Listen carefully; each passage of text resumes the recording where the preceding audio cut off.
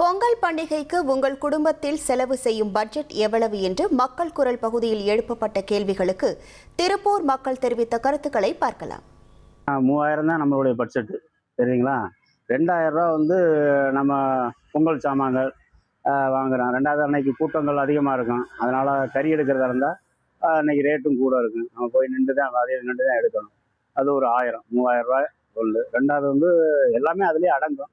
நிலவரங்கள் இன்னைக்கு வறுமை நிலைமை அப்படித்தான் இருக்குது. வேறு ஊருக்கு போகிறதா இருந்தால் அதுக்கு ஒரு 2000 ரூபா நம்ம தனியாக தான் கடன் வாங்கி போக வேண்டிய சூழ்நிலை இருக்குது. ஊருக்கு இந்த வருஷம் போகிறதுக்கான வாய்ப்புகள் குறைவு. போகிறதா இருந்தால் 2000 ரூபா எக்ஸ்ட்ரா ஆகும். இப்போ நாங்கள் திருவண்ணாமலைக்கு ஊருக்கு போவோம்.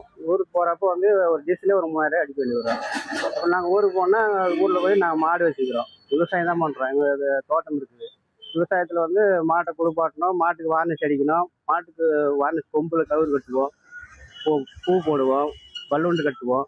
அதெல்லாம் பார்க்குறப்போ எங்களுக்கு ஒரு 6000 பக்கம் செலவாகும். நாங்கள் போகிறது எல்லாம் சேர்த்து ஒரு 6000 செலவாகும். அவ்வளோதான். இப்போத்தி நிலைமைக்கு அவ்வளோதான் பண்ண முடியும். இப்போ ஃபேமிலிக்குள்ள கிட்டத்தட்ட இப்போ அப்பா அம்மாலாம் இருக்கிறாங்க, ஃபேமிலிக்குள்ள ஒய்ஃபு குழந்தைகளாம் இருக்குது.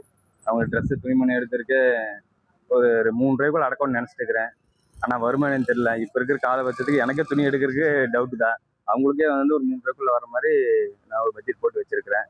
அது இல்லாமல் வீட்டில் அப்புறம் அது பொங்கல் அன்னைக்கு பொங்கல் வைக்கிறதுக்கு அதுக்குன்னு செலவில் ஒரு 1000-500 ரூபாய்க்குள்ளே வரும். அதுக்குள்ளே தான் பார்த்துட்டு இருக்கிறேன்.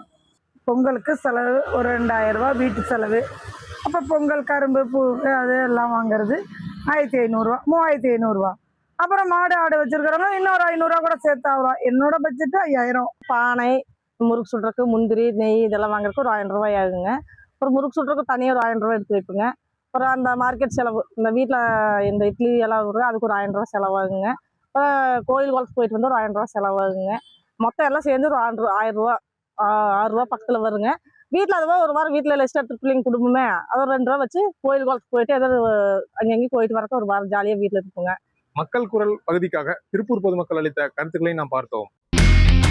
இனி செல்லும் இடமெல்லாம் செய்தி. தந்தி டிவியின் வாட்ஸ்அப் சேனலை ஃபாலோ பண்ணினா செல்ல இருக்கும் இடமெல்லாம் செய்தி.